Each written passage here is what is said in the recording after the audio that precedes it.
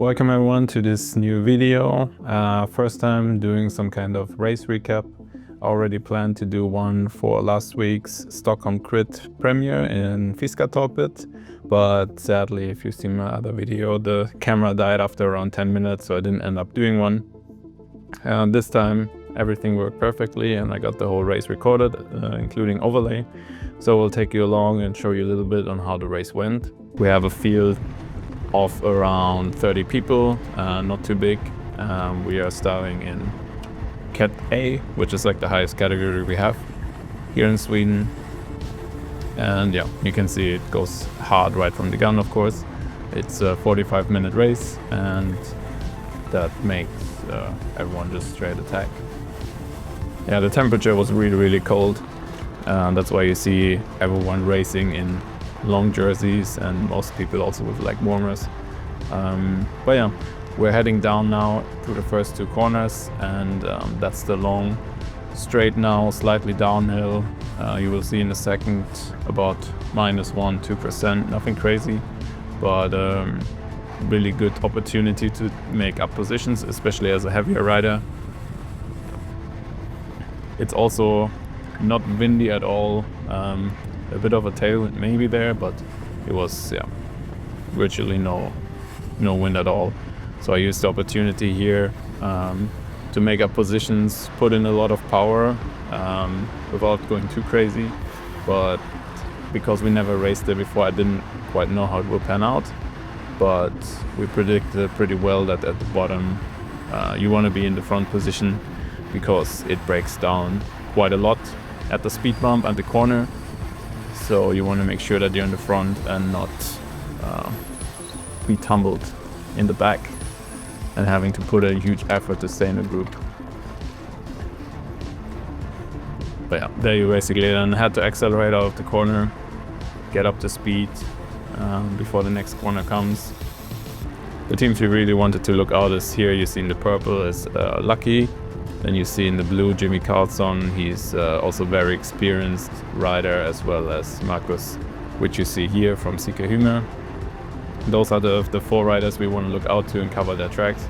And then you see the first attack going on the right from Sika Valhalla. They are also there with, I think, 5 people.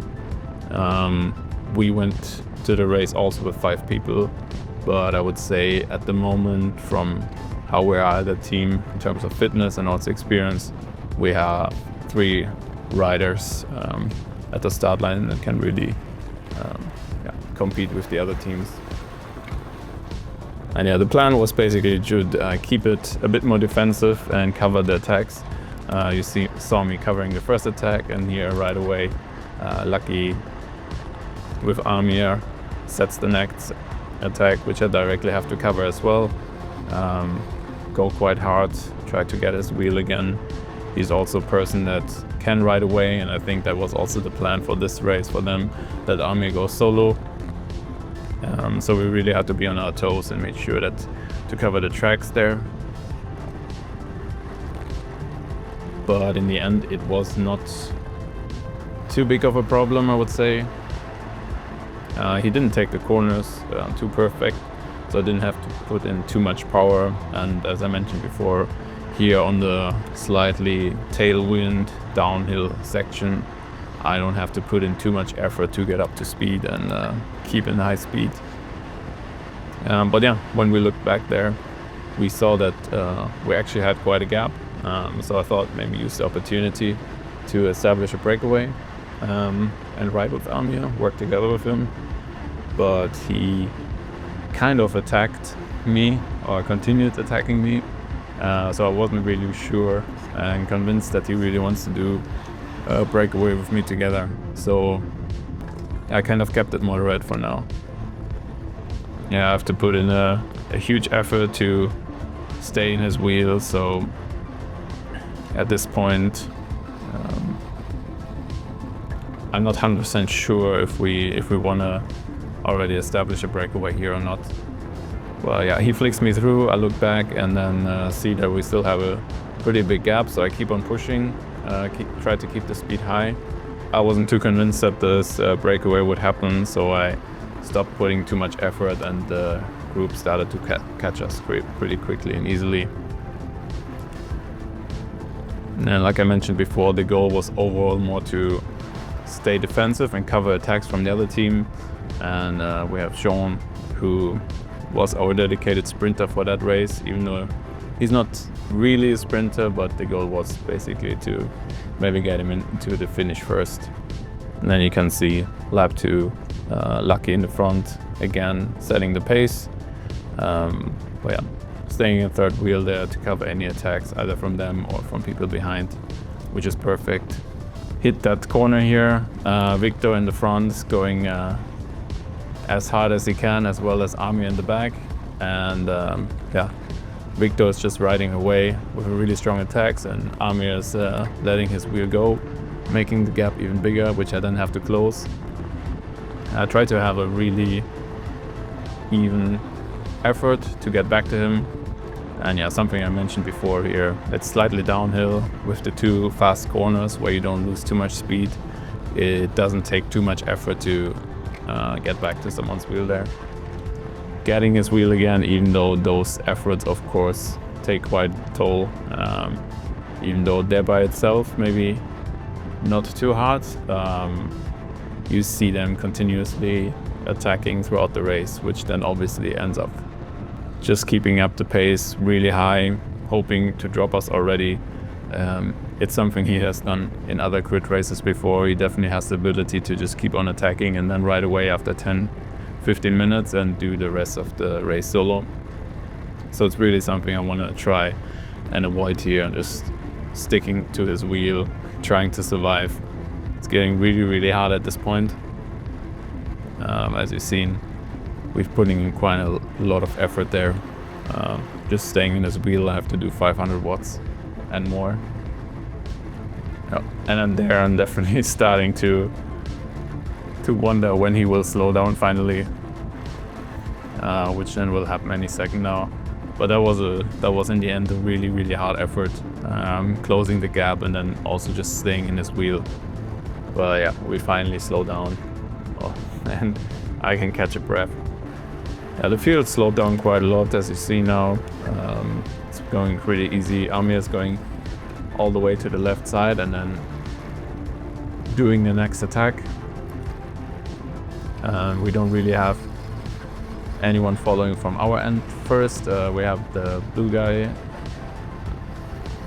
covering the wheel and the attack, so he's going and doesn't have too many problems to close that gap. And then we have Jean in front from our team, who's just sitting and catching his wheel to make sure that we have someone there just covering the attack, and then I can just follow in Victor's wheel and the group comes back together. Not too much going on there, and that's something you will see on that track quite often. As I mentioned, the closing the gaps there is not too hard for most part. I think quickly looking at the blood sugar, it's pretty interesting. When I arrived at the race itself, I had still normal blood sugar, but towards the higher end. And it was dropping a tiny bit. So yeah, before the race started, I actually didn't do anything really. I didn't eat anything. And I had a small 500 liter bottle with 45 grams of carbs in it, which I brought to the race. Also backup gel, but for those races, because they go so hard right from the gun, usually the adrenaline and the glucose that's getting released from your muscles and liver shoots up your blood sugar a lot, as you can see here. It goes up and up during the race until it eventually says high right here when the race ended, and I get to my backpack, I directly inject, and then you can see the blood sugar dropping down again. But it's something for the crit races, at least I do, is to not inject right before the start, because I also had really bad experience that the blood sugar dropped quite a lot then when the race was maybe not as hard as expected, or maybe the first 10 minutes were not as hard, and my role was maybe to chill more in the back and not put in too much effort. So yeah, it doesn't really affect me in such a short time, so I rather don't bother with it.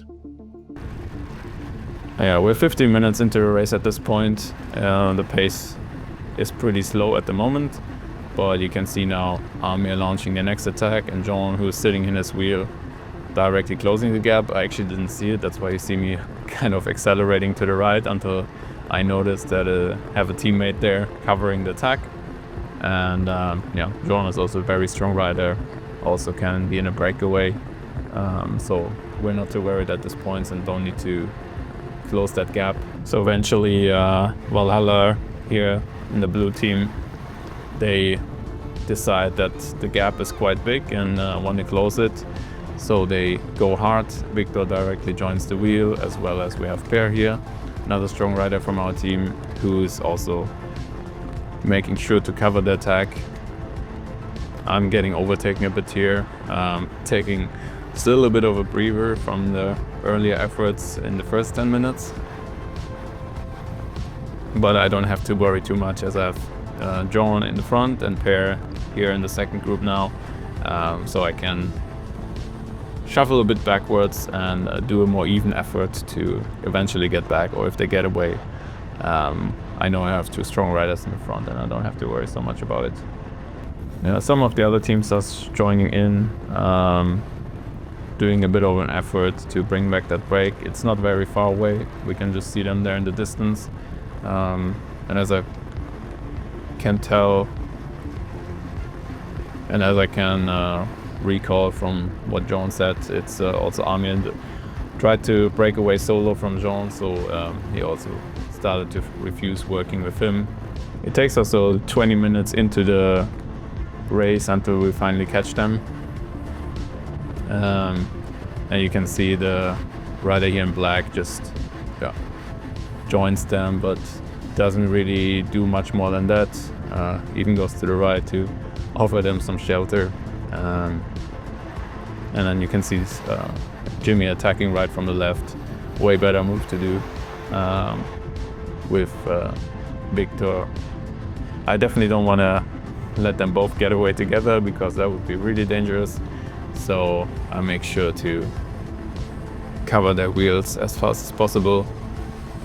And then Victor launches the next attack right away when he sees Jimmy slowing down. But he reacts really fast, and I luckily don't have to go around him, and he can just stick in his wheel, which costs me a lot less energy than him opening the gap.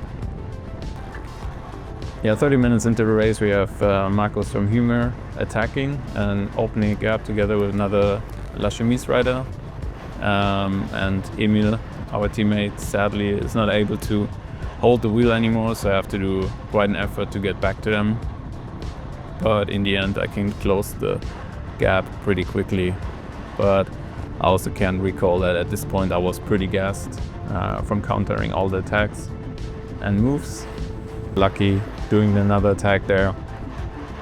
And I'm in the front in a good position, so I really have to try and cover this as fast as possible again, because my energy is going low, so I'm also assuming that's a little bit happening for the other guys.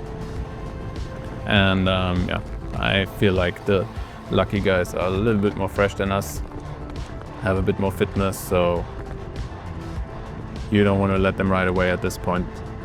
And I put in everything I can, mostly just to keep the speed high and not let them escape.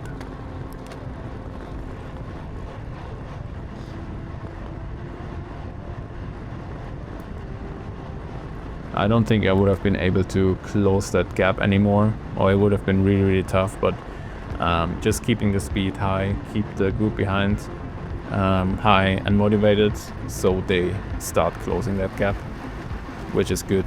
And you can see me getting dropped at this point. My legs are completely closed now. There was not much time in the race to recover at all. And everyone's riding beside me.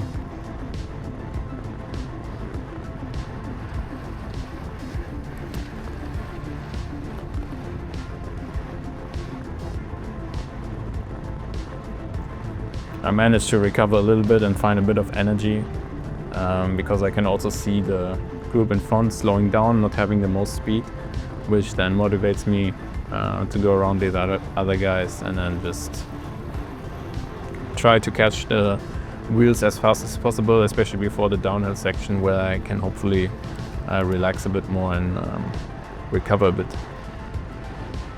Yeah, 1 lap to go. You can see one rider in the front. Everyone kind of knows it's going to be a sprint finish. But I think the CK Valhalla, they don't really have a sprinter in, so they're trying to establish a breakaway and maybe hope that no one follows that. And the pace from the single rider is not very high, but you also don't want to let him ride away. We have the goal to launch Jean into the sprint. I have Ami in front of me here. He's taking the speed out quite a lot. He also knows there Victor, who has an insanely good sprint and can beat everyone. I think here at this point we're probably making almost mistakes. I was pretty gassed and I'm just sitting in Ami's wheel here, not really doing anything anymore. Basically waiting maybe for him to do another attack or some kind of lead out effort, but in the end yeah, that was not the smartest move from me because I'm just sitting there not doing much.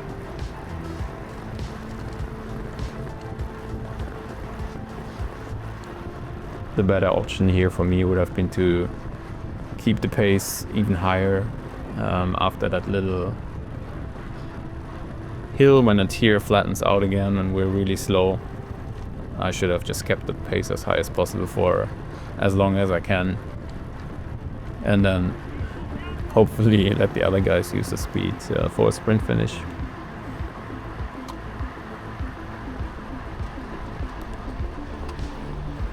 And then yeah, we have Jean launching the attack here, as well as Per in the wheel and the 2 lucky guys. Sadly quite too early. It's looking good for most part, but yeah, both the lucky guys were able to follow Jean's wheel pretty easily and then take the sprint, which is really hard to see on this recording now. But Per got 3rd, which was definitely not the plan at all, but we take it. It's a lot better improvement from our side compared to last week. Maybe a 2nd place would have been even possible, but yeah, kudos to them, they're really strong. And it will take a bit more from us to beat them in the future, but I think it's possible. Let's see how it goes. And yeah, that effort from Victor was insanely strong. Just looking a bit at the time where he attacked, and I had to stay in his wheel for most of the time. I wasn't even in the front. It was around 7 minutes and 30 seconds, and I had to do a normalized power of 465, just covering his attack. So yeah, you can see how much of an effort that alone was to make sure to not let him get away. Yeah, it was the first time I ever did a video format like this. I hope you enjoyed it. I will also try to do it for the longer races. Just go a bit more in depth and do a kind of highlight / summary of how my races went, and also try to include a bit more my fueling strategy and blood sugar management. For this one, as you've seen, it doesn't really matter. I don't do much if I have normal blood sugar. I just join the race. It will be hard. Any crit is hard. So the glucose released will spike my blood sugar anyway, and I don't do anything about it. In more normal races, it's maybe a little bit different, which I will show in other videos and also explained a little bit before. Yeah, I hope you liked the video. Otherwise, let me know, as always, if you have any comments or feedback. Yeah, see you to the next one.